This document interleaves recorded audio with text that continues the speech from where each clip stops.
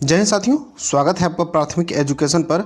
आज हम देख रहे हैं यूपी टीजीटी पीजीटी के लिए रस से संबंधित महत्वपूर्ण प्रश्न जो आपकी परीक्षाओं के लिए महत्वपूर्ण है। आइए देखते हैं। राम को रूप निहारत जानकी, कंकन के नग की परछाइयों, उपयुक्त पंक्ति में कौन सा रस है। पूछ रहा है कि कौन सा रस है। उपयुक्त पंक्ति में जो है श्रृंगार रस है। क्या है? श्रृंगार रस। यहाँ राम आलंबन है और सीता आश्रय है, और सीता जी कंकन के नग माने जो कांच का अंगूठी का नग बना हुआ है उसमें और राम की परछाई को देख रही हैं। उनकी परछाई को देखना जो अनुभव हो रहा है उसमें हर्ष हो रहा है, प्रेम जग रहा है। और जो संचारी भाव में अस्थाई भाव या अस्थाई भाव में जो आ रहा है वो रति पैदा होनी, प्रेम पैदा हो रहा है। इसमें क्या होगा? श्रृंगार रस होगा। प्रस्तुत पंक्ति के संदर्भ में असत्य कथन का चयन कीजिए। क्या करना है कि चमक बीज बन गरज तरासा, बिरह काल होय जीव गरासा में विरह का मानवीकरण है, अवधि भाषा का प्रयोग है, वियोग श्रृंगार है, या प्रकृति का आलंबन रूप का चित्रण है। तो इसमें क्या है? तो इसमें जो है प्रकृति का आलंबन रूप चित्रण है। उपयुक्त जो पंक्ति है इसमें विरह का मानवीकरण भी है, अवधि भाषा का प्रयोग भी है, वियोग श्रृंगार का वर्णन भी मिल रहा है कि चमक बीज बन गरज तरासा, बिरह काल यानी वियोग श्रृंगार का जो है वर्णन भी है। इसमें क्या नहीं है? तो प्रकृति का आलंबन नहीं है, तो इसमें प्रकृति के आलंबन के रूप का चित्रण गलत है। तुलसी रघुवीर प्रिया श्रम जानी है, बैठ विलंब लो कंटक काढ़े, जानकी नाह को नेह लख्यो, पुलकी तनवारी विलोचन बाढ़े। उपयुक्त पंक्ति में कौन सा रस है? इसमें जो है श्रृंगार रस का वर्णन है, क्योंकि तुलसी रघुवीर प्रिया समझानी है, बैठ विलंब लो कंटक काढ़े, जानकी नाह को नेह लख्यो। जहाँ नेह अर्थात प्रेम की बात हो रही है वहाँ श्रृंगार रस हो जाता है। श्रृंगार रस का अस्थाई भाव क्या है? तो श्रृंगार रस का अस्थाई भाव रति होता है। जहाँ पर प्रेम हो अस्थाई भाव वहाँ रति होगा। तो नायक और नायिका की जो सौंदर्य तथा प्रेम का वर्णन जहाँ किया जाता है, नायक और नायिका के सौंदर्य के प्रेम का वर्णन जहाँ किया जाता है वहाँ पर क्या होता है? श्रृंगार रस रतियल होता है। मेरे तो गिरधर गोपाल दूसरों न कोई, जाके सिर मोर मुकुट मेरो पति होई या सोई। उपयुक्त पंक्ति में कौन सा रस है? इसमें प्रस्तुत पंक्ति में मीराबाई का कथन है कि जिसके सिर पर मोर मुकुट होगा वही मेरा पति होगा। तो उपयुक्त पंक्ति में कौन सा रस है? इसमें भी श्रृंगार रस होगा, क्योंकि मीराबाई द्वारा रचित पंक्ति है और मीराबाई भगवान श्री कृष्ण को जो है ये प्रेमी के रूप में या पति के रूप में स्वीकार कर रही हैं। किसके रूप में? पति या प्रेमी के रूप में स्वीकार कर रही हैं, इसलिए यहाँ श्रृंगार रस होगा। विप्रम श्रृंगार में वियोग की कितनी दशाएं मानी गई हैं? तो विप्रम श्रृंगार में वियोग की 10 दशाएं मानी गई हैं, जिसमें पहली अभिलाषा आती है। क्या आती है? अभिलाषा। दूसरा चिंता, तीसरा गुण कथन, चौथा स्मृति, पांचवा उद्वेग, छठवां प्रलाप और सातवां जो है उन्माद आता है, आठवां व्याधि, नौवां जड़ता और 10वां अंतिम में मरण स्वीकार किया गया है। क्या स्वीकार किया गया है? मरण। इसमें एक भेद और माना गया, जैसे अग्नि पुराण के द्वारा रसों को श्रृंगार रस का भेद माना गया है। किसके द्वारा? अग्नि पुराण के द्वारा रसों को श्रृंगार रस का भेद माना गया है, जबकि आचार्य केशव ने या अन्य आचार्यों ने श्रृंगार रस को रसराज माना है। क्या माना है? श्रृंगार रस को रसराज की संज्ञा दी हुई है। किस रस को रसराज की संज्ञा दी गई है? तो श्रृंगार रस को रसराज की संज्ञा दी है। और रसराज की संज्ञा देने वाले आचार्य कौन है? तो आचार्य केशव और देव। किस रस का संचारी भाव उद्दीपन विभाव में बादल की घटाएं, कोयल का बोलना, वसंत ऋतु आदि आते हैं? तो श्रृंगार रस में जो है यह सब आते हैं कि बादल का बोलना, बिजली का कड़कना, कोयल की बोली, वसंत ऋतु, यह सब किस में आते हैं? तो श्रृंगार रस में आते हैं, जिसमें आलंबन में हर्ष, लज्जा, उत्सुकता संचारी भाव के रूप में प्रकट होता है। इसमें नायक और नायिका अक्सर प्रेम की करने की चेष्टाएं करते रहते हैं। निस दिन बरसत नैन हमारे, सदा रहत पावस ऋतु, हम पर जब से ते श्याम सिधारे। उपयुक्त पंक्ति में कौन सा रस है? उपयुक्त पंक्ति में कौन सा रस है? तो इसमें वियोग श्रृंगार रस है। क्या है? वियोग श्रृंगार रस का वर्णन किया गया है, क्योंकि भगवान श्री कृष्ण का संदेश लेकर जब उद्धव गोपियों के पास पहुंचते हैं, उनके नेत्र बहने लगते हैं जैसे वर्षा की ऋतु आ गई हो, और उनके मन में विरह व्यथा की भावना उपल्लवित हो जाती है। इसलिए निज दिन बरसत नयन हमारे में वियोग श्रृंगार रस होगा। फाहि नखन सब आतणी रुधिर मवाद निकारी, लेपत अपने मुखन पे हसस प्रेत गण नारी। उपयुक्त पंक्तियों में कौन सा स्थायी भाव है? तो फाण नखन सब आतड़ी, माने इसमें दिया गया है कि किसी शव को अपने नखों से फाड़ कर उसकी अतड़ियों को निकाल कर उसमें से मवाद निकाल कर अपने मुख पर लेपते हैं, तो उसमें घृणा का मानी घृणा का भाव उत्पन्न होता है। तो उसमें क्या होगा? जुगुप्सा होगा। क्या होगा? जुगुप्सा होगा। विभिद जिसे कहते हैं, इसे देखकर घृणा आती है। किसी व्यक्ति, वस्तु, स्थान, दृश्य को देखकर अगर मन में घृणा का भाव उत्पन्न हो तो वहाँ जुगुप्सा स्थायी भाव होता है। तो वहाँ कौन सा रस होगा? तो वहाँ विभिद रस होगा। कौन सा रस होगा? विभिद रस। सिर पर बैठो काग आँख दो खात निकारत, खींचत जीम ही प्यार अति आनंद उर्धरता, गीध जाग को खोद खोद मांस उपारता, स्वान अंगुरिन काट काट के खात विदारता। में कौन सा रस है? इसमें भी क्या होगा? विभिद रस होगा। कौन सा रस होगा? विभिद रस। घृणा का भाव उत्पन्न हो रहा है कि किसी शव को उसके अतड़ियों को निकाल कर उसी पैर को फाड़ करके खाया जा रहा है, तो विभिद रस होगा। जब ते इत घनश्याम सुजान अचानक ही बलसंग सिधारे, कर पय मुख चंदन घरे सजनी नित सोचती हूँ तू कहाँ मन मारे। प्रस्तुत पंक्तियों में कौन सा संचारी भाव उत्पन्न हो रहा है? प्रस्तुत पंक्तियों में कौन सा संचारी भाव उत्पन्न हो रहा है? तो इसमें जो संचारी भाव का उल्लेख है, इसमें संचारी भाव जो उत्पन्न हो रहा है उसमें स्मृति संचारी भाव उत्पन्न हो रहा है। वो याद कर रहा है किसको? कि जब भगवान श्री कृष्ण अचानक बलराम के संग आए थे, मुख पर अपने कुल मक्खन का लेप लगाए हुए थे, वह सोच रहा है। तो क्या हो रहा है? सोच रहा है, जिसमें स्मृति आ रही है। विंध्य के वासी तपोव्रतधारी महाविनु नारी दुखारे हैं। विंध्य के वासी उदासी तपोव्रतधारी महाविनु नारी दुखारे हैं। उपयुक्त पंक्ति में कौन सा रस है? तो उपयुक्त पंक्ति में हास्य रस है। कौन सा रस है? हास्य रस। कि तपस्वी नारी के बिना बहुत दुखी हैं। विंध्य के तपस्वी नारी के बिना दुखी हैं, तो हास्य रस है। मैं ऐसा महावीर हूँ पापड़ को तोड़ सकता हूँ, अगर गुस्सा आ जाए तो कागज को मरोड़ सकता हूँ। उपयुक्त पंक्ति में कौन सा रस निहित है? तो इसमें हास्य रस निहित है, क्योंकि वो खुद की बड़ाई भी कर रहा है और कह रहा है कि मैं पापड़ को तोड़ सकता हूँ। पहाड़ नहीं, पापड़ तोड़ने की बात कर रहा है, और कागज को मरोड़ सकता हूँ। तो उसमें कौन सी जाहिर सी बात है? तो इसमें क्या है? हास्य रस है। आधा पात बबूल का तामे तनिक पिसान, लाला जी करने लगे छठे समा से दान। उपयुक्त रस में कौन सा रस है? उपयुक्त रस में कौन सा रस है? तो उपयुक्त रस में हास्य रस है। क्या है? हास्य रस है, क्योंकि जहाँ किन्हीं विचित्र स्थितियों में या परिस्थितियों में हंसी उत्पन्न होती है तो वहाँ हास्य रस होता है। इसका स्थायी भाव हास्य होता है। निम्नलिखित में से किस रस का स्थायी भाव रति है? तो इसमें श्रृंगार रस का स्थायी भाव रति होगा। निम्न पंक्तियों में से कौन सा रस है? श्री कृष्ण के सुन वचन अर्जुन क्रोध से जलने लगे, सब शोक अपना भूल कर करतल युगल मलने लगे। क्या कह रहा है? कि श्री कृष्ण के वचन को सुनकर अर्जुन क्या हुए? क्रोध से जलने लगे। क्या हुआ? क्रोध से जलने लगे, सब अपना शोक भूल कर करतल युगल मलने लगे। इसमें कौन सा रस है? तो इसमें जो है रौद्र रस है। कौन सा? रौद्र रस है। रौद्र रस का स्थायी भाव क्रोध होता है। क्या होता है? क्रोध। रक्त और रुद्र क्रमशः इस रस के वर्ण और देवता हैं। कौन सा? अगर पूछा जाए कि रौद्र रस का वर्ण कौन सा है, तो रक्त है। और देवता कौन है? तो देवता रुद्र हैं। क्या है? देवता रुद्र हैं। इसमें क्रोध आ रहा है कि श्री कृष्ण के वचन को सुन करके अर्जुन क्रोध से जलने लगे। जो तुम्हारो अनुशासन पावो, कंदुक इव ब्रह्मांड उठाओ, काचो घट सम डारो फेरी, रोको मेरु मुलक जिमतोरी।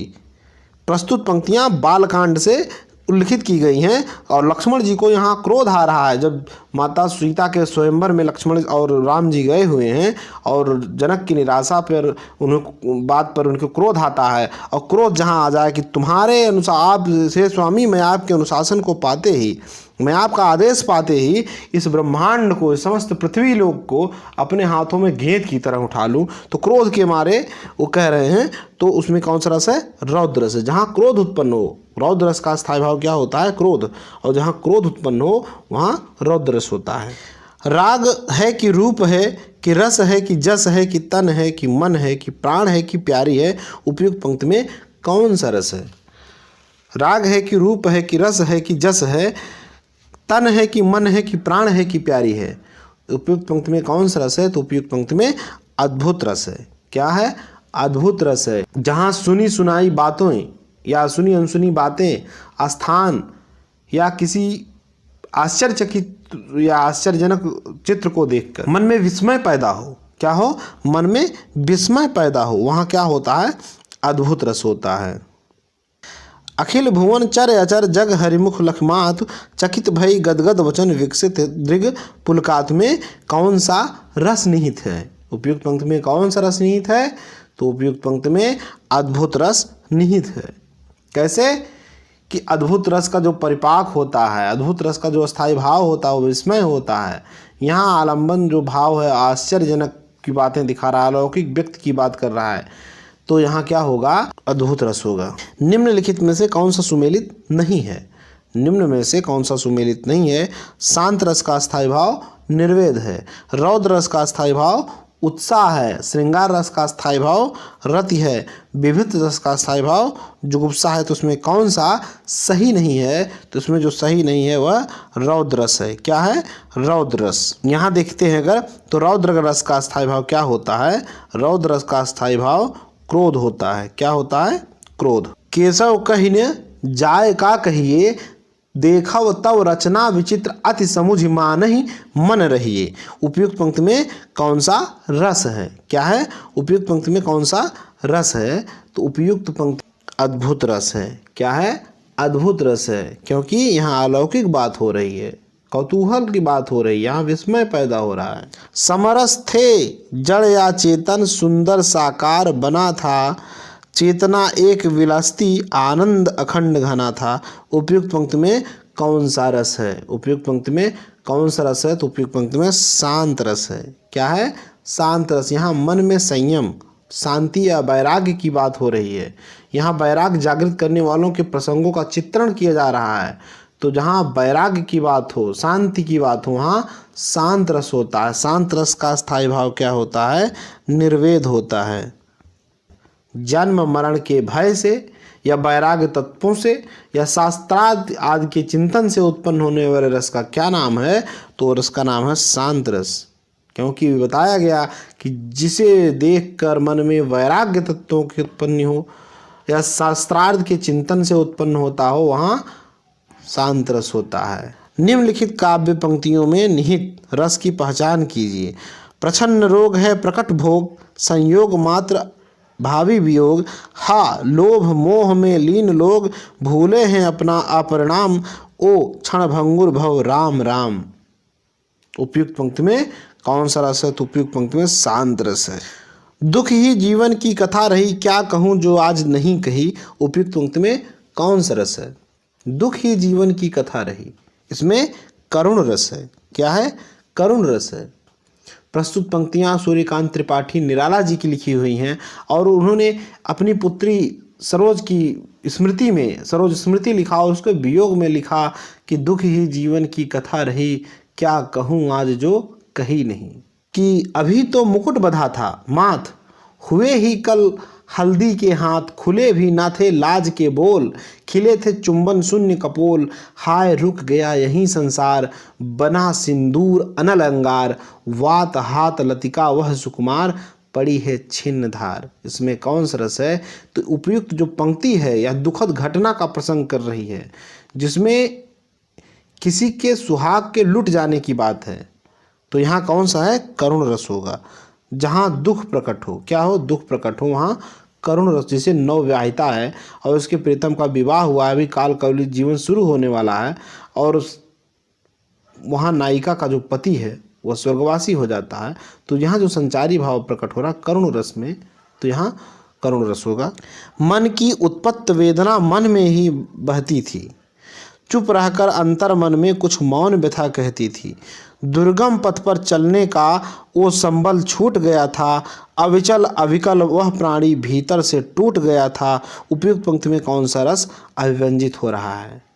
क्या करा? मन की उत्पन्न वेदना मन ही मन में बहती थी, चुप रहकर अंतर मन में मौन व्यथा कहती थी। दुर्गम पथ पर चलने का जो संबल छूट गया था, अविचल अविकल वह प्राणी भीतर से टूट गया। तो क्या हो गया?